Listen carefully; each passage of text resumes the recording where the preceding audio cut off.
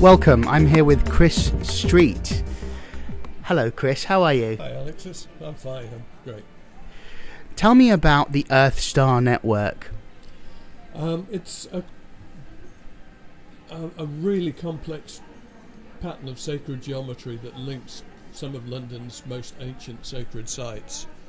And it started off locally with me up in Barnet, where I was living at the time, but as it progressed, the geometry spread over the maps I was working with and covered the whole of Greater London, and eventually turned out to be a recognisable sacred geometry ground plan, a temple ground plan. In fact, the oldest temple in Britain that was built using this ground plan was Stonehenge 3,500 years ago. So it's astonishing to find that London's sacred sites are built on the same pattern as Stonehenge. So you discovered this pattern over London, and it's what you're wearing on your T-shirt. Could you tell us about this pattern? It's a recognisable piece of sacred geometry. Anyone into sacred geometry will know what the basis of it is. It's something called the squared circle, which is a construction used to earth spiritual energy. It blends heaven and earth, which is why it was used as a temple ground plan. One of the other temples that uses it as a pattern is the Parthenon in Rome, which is now a Christian church, was converted to a church dedicated to St Mary in the 5th century. But it uses the same pattern, and quite a lot of other old temples use the same pattern because of this bridge between heaven and earth that it represents. It creates a little patch of heaven upon the earth, symbolically. So it's a link between the spiritual realms and the earth realms. It is, yeah, and obviously a lot of people who live in London won't naturally think of it as walking upon holy ground, but parts of it are. But it's to do with the spiritual dimensions of the city, not the material. So the earth has a chakra system, is that correct? A lot of people think so, yeah, and I guess this is one of the major chakras. London. Yeah, I think it's a powerful chakra in its own right. Is it the heart, or is it the solar plexus, or are we not sure? To be honest, I'm not sure, and I wouldn't be able to say one way or another. It's unfolding. It's definitely unfolding and activating, and it's been activating for the last 20 years I've been working with it. You've written a lot of books. Are they channeled material? In some ways they are, but I don't like the term channeled. If I'm going to make any claims or suggest theories, I'm going to own them myself and have the... That makes sense, yeah. And not attribute them to someone else. But quite a lot of the material did come through intuitively, and the whole thing began with dreams of specific sacred sites where I lived in Barnet. And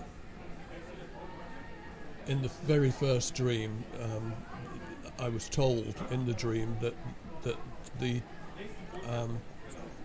ancient church I was being shown, which is the Church of St Mary in East Barnet, I was told that this was a spiritual power station, and that the energy coming through it was connected to the healing of the earth and the cleansing of the earth for the new age. And that was the very first thing that got me into this, and then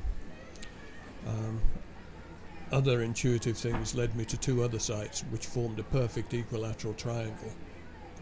And when I was checking out what connection this might have to ley lines, I found that instead of straight line alignments, as normal lays are, this formed geometric patterns which connected up all over London. Would you call yourself a dowser? I can do dowsing, but I'm not that into it.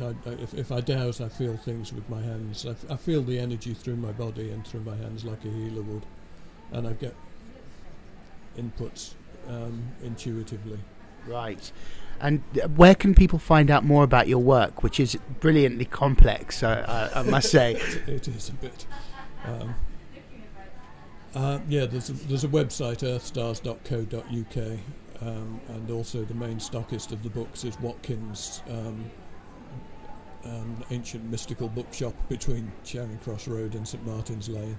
I know it well, on Cecil Court, right? Yes, that's the one, yeah. Yes. Lovely bunch of guys in there. Yeah. So earthstars.co.uk. Yeah. And tell me about these books that you've written.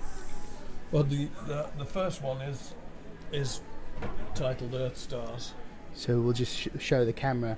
Earthstars. So it's the same pictorial gram that you have there. Yeah, and that's basically the outline of the pattern, how it formed, how it came through, what its relevance is, and significance. Because once you get into the sacred geometry, it starts having a meaning of its own. How would you describe sacred geometry? What is it? It's the forces of creation working through specific patterns. Right. And if you transpose that onto the landscape, you've got ley lines that are the forces of creation working through the land. And that's what we seem to have here. And hence London's ley lines. This is. Yeah, that's the latest book, which concentrated more on straight line lays, because there are quite a few of those through the city which are very important. The Midsummer Sunrise axis, for instance, through St Paul's, goes to Westminster Abbey. So the city is actually built on this pattern. There's a hidden framework within the city and its sacred sites, which is generating all sorts of energy, and it's the soul of the city.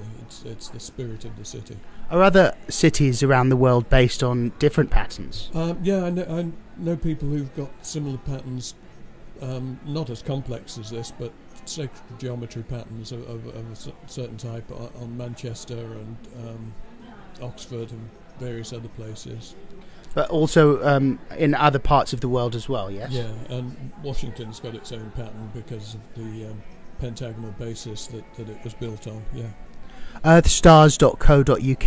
Yeah. And this book, London, City of Revelation, also your book. Fascinating stuff. Yeah, that's...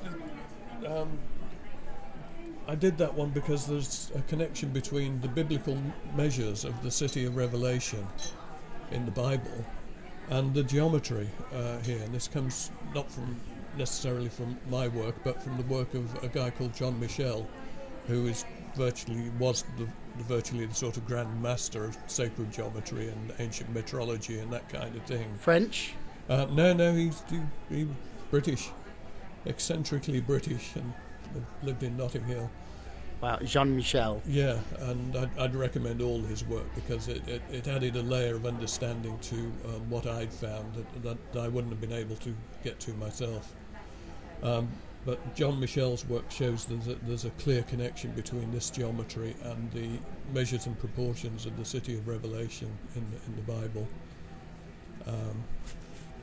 And it's pretty complex to explain, so we're not going to get into that today. Well, we can find out more about your work and your writing through reading your books and through visiting your website. Chris Street, thank you so much for joining us. Fascinating. You're watching New Spirit TV. Thanks to Brian Wood, and thank you to Tattershall Castle. See you next time.